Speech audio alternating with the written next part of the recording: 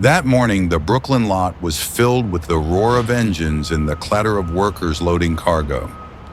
I, Mr. Nightwraith, stood by my newly serviced truck, eyes gleaming with excitement mixed with a hint of nerves. This was my first solo long-haul trip.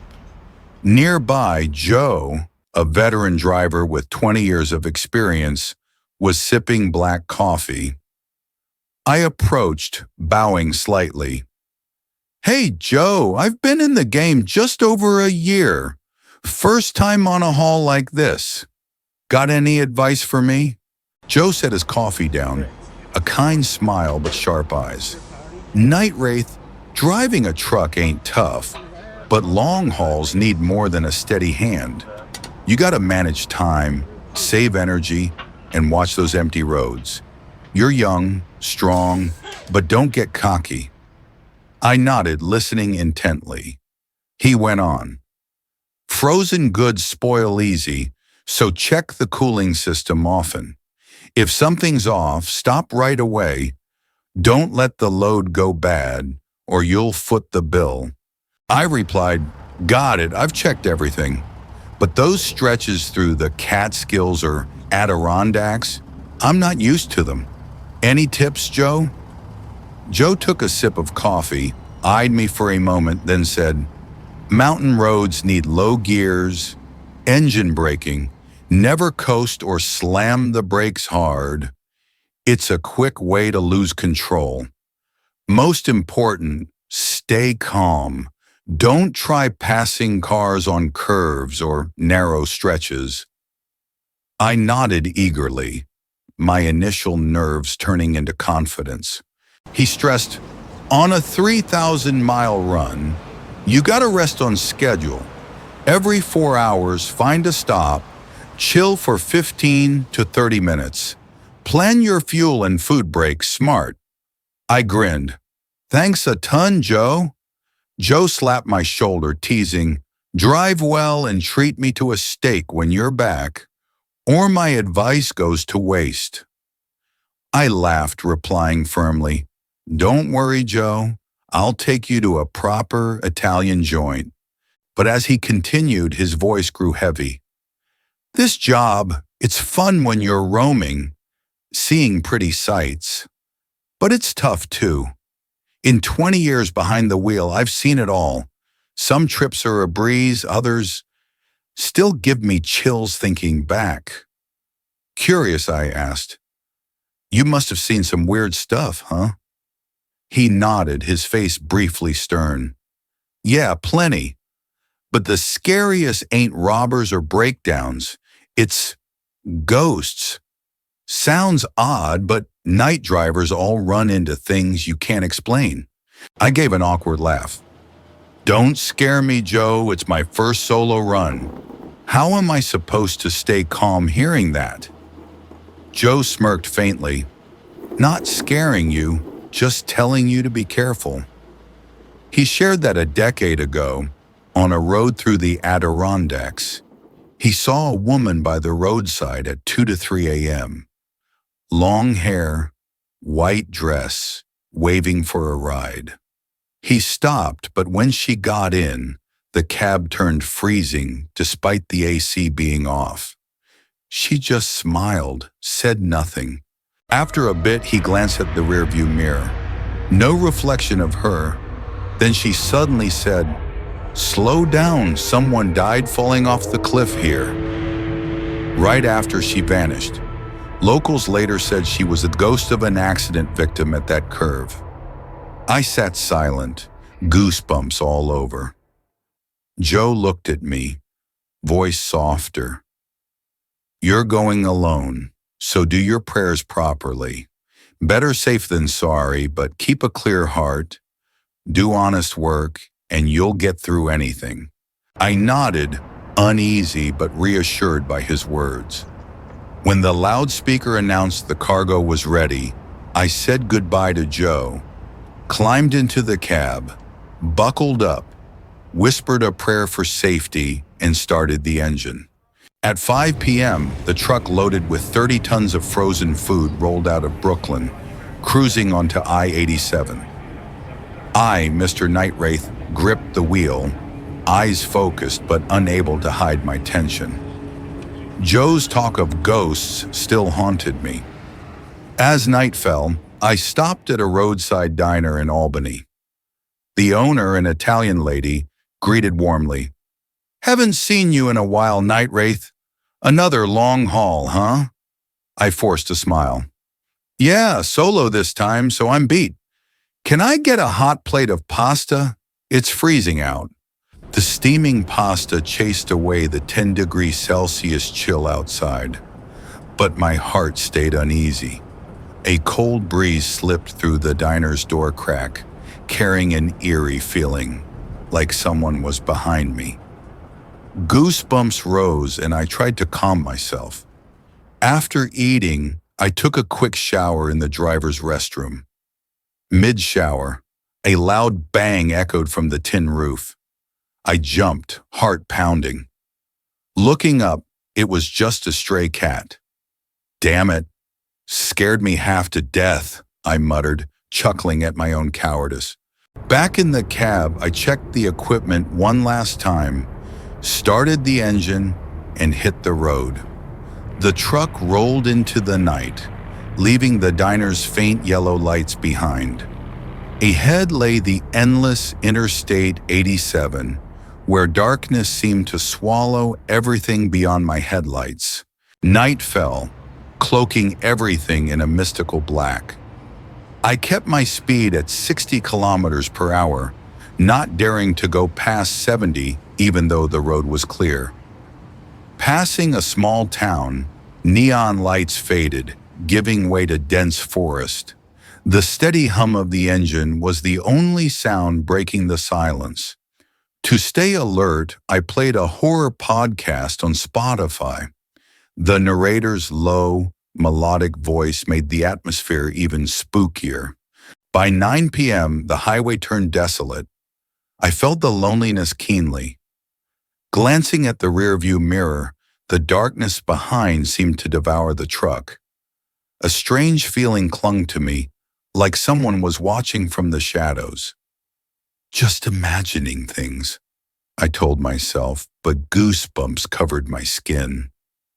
I cranked up the podcast volume, trying to drown out the unease. The truck reached the base of the Adirondacks, where a notorious 20-mile stretch awaited. The engine growled softly, ready for the challenge. Towering trees whispered in the wind on both sides. Small roadside shrines reminded me of fatal accidents. I murmured, "Amitabha, please keep me safe." The outside temperature dropped to 5 degrees Celsius, the air biting cold. While driving, I lit a cigarette to ease the stress. Cracking the window slightly, a sudden icy gust blew through, piercing my skin. Goosebumps erupted. It didn't feel like natural cold, but carried a ghostly chill. I stubbed out the cigarette, slammed the window shut, but my hands still shook. In the rearview mirror, the darkness was thick. The sound of tires on the road mixed with my racing heartbeat. Nearing the most dangerous curve in the Adirondacks, where countless tragic accidents happened, I slowed to 20 kilometers per hour. Suddenly, from the corner of my eye, a white shadow darted past, diving into the bushes. "What was that?" I yelled, cold sweat pouring out. Trying to stay calm, I whispered, "I haven't done anything wrong. Please don't harm me." Before I could steady myself, a girl appeared by the road, long hair, white dress, waving for a ride. I suspected a robbery setup, but her image kept reappearing at every turn. Finally, I took a chance and stopped. She climbed in, giving a faint smile. Thanks. I just want to go home. We talked. She spoke of old New York, her voice flat but strange. When I looked back, the back seat was empty. She was gone. Panicked, I heard knocking from the cargo hold. The wheel seemed to jerk on its own, the truck swerving. A cold voice echoed, "You'll take my place." I played Buddhist chants on my phone, the sound resonating. Everything went quiet. I pulled into an empty lot, leaned back, closed my eyes, and tried to forget the nightmare I'd just lived through. The next morning, sunlight streamed through the cab's window, waking me. I met Sal, an older driver, at a diner in Syracuse. Recounting last night's ordeal, Sal nodded. Every long-time driver meets ghosts. Keep your head clear, drive safe, and you're good. I felt relieved and carried on with the journey. That night at a deserted gas station in Pennsylvania, I went to the restroom to wash my face. A photo of a man on the wall gave me chills. In the mirror, I saw him behind me, his face deformed like it was burned. I bolted to the truck, finding smudged handprints on the windshield. The cargo hold thumped loudly. Terrified, I started the engine and sped away. After 3 grueling days, I delivered the cargo safely in California. Meeting Joe at the drop-off, I shared the terrifying trip. He encouraged me, "Don't quit, you've got a wife and kid. Stay strong, it'll pass." Back home, I hugged my family, relieved but still haunted. On the final night, I dreamed of the girl in white. She said, "I helped you reconcile with your wife, but you must help me find peace." The next morning, I returned to the Adirondacks with incense, a chicken, and sweets. At midnight, she appeared, eyes full of sorrow.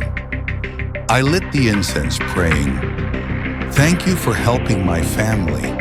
Today I pray you find peace." After the ritual, she smiled, floated upward, and vanished. I never saw her again.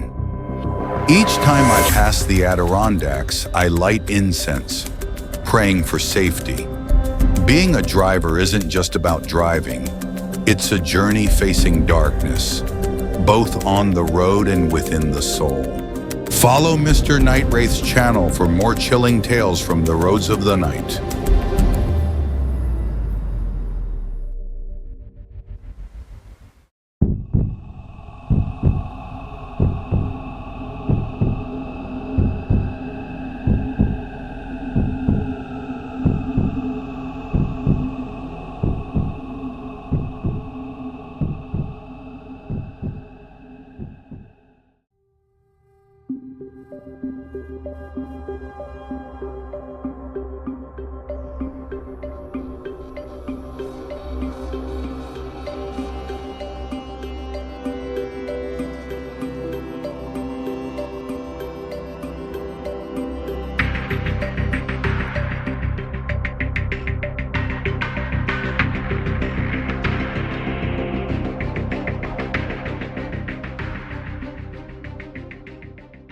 It was New Year's Eve, 2019.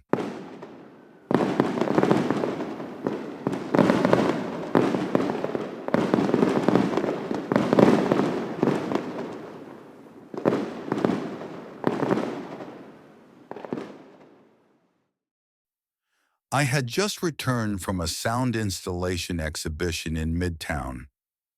A hollow feeling washed over me as I stepped into the old apartment in the suburbs of Queens, where I lived with my dog.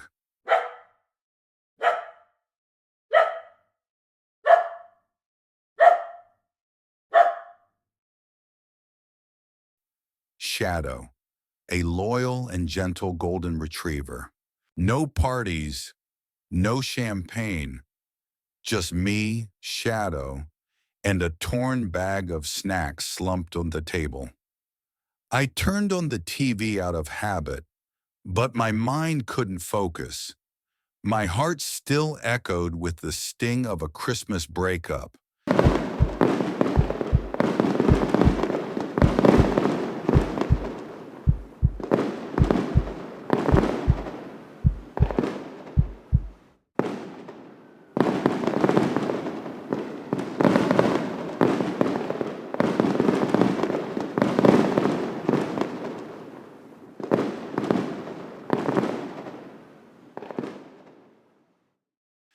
A blade that kept twisting. Shadow jumped onto the couch and licked my hand, as if to say, "We still have each other." I smiled faintly, petting his head, but then he started barking. Once,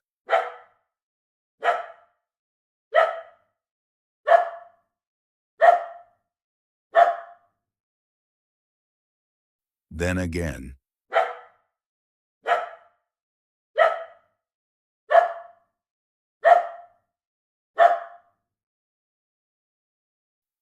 He stood up, ears perked, staring toward the back door.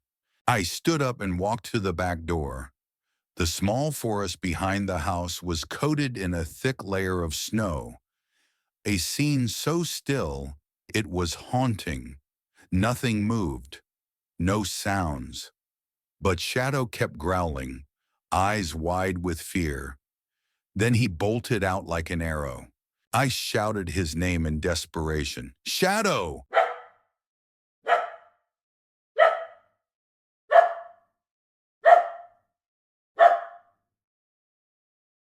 "Come back!" No response. I threw on a coat, shoes untied, grabbed my phone for light, and dashed into the thick night. My breath fogged up in the icy air. Trees loomed over me, heavy with snow. Each step I took crunched eerily beneath my feet. And then, a noise echoed deep from within the woods. Not a falling branch. It was heavier, as if someone or something was moving toward me. I froze. My breath caught in my throat. I squinted into the darkness ahead. Then I heard footsteps. Fast.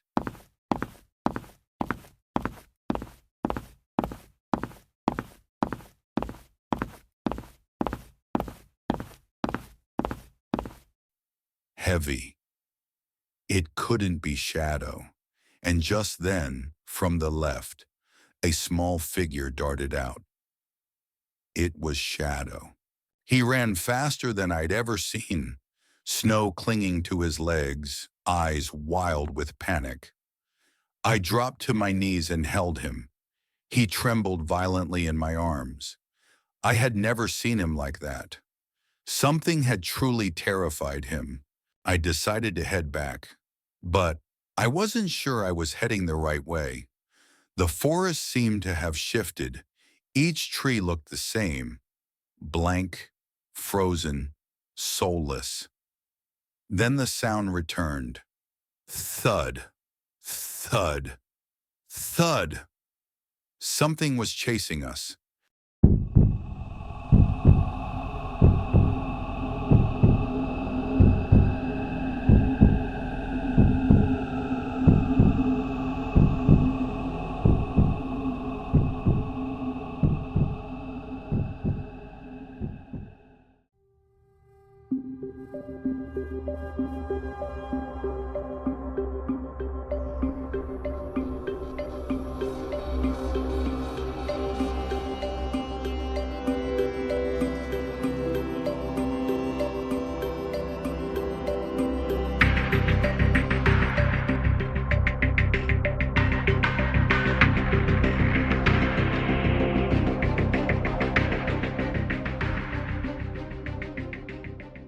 I screamed, "Run, Shadow!" And he did, as if he understood. I followed, through patches of snow, tripping, getting back up, running again. And then I saw the faint light of the house. I sprinted toward it, flung the door open, and slammed it shut. Shadow dove under the table, curling up tight.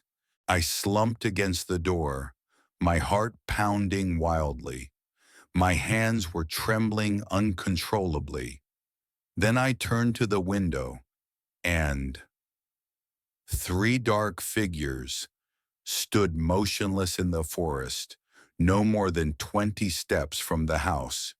They didn't move, didn't growl, didn't speak. They just stared right at me. I don't know who or what they were, but I knew from that moment on, New Year's Eve would never again be a night of celebration. It became the night I despaired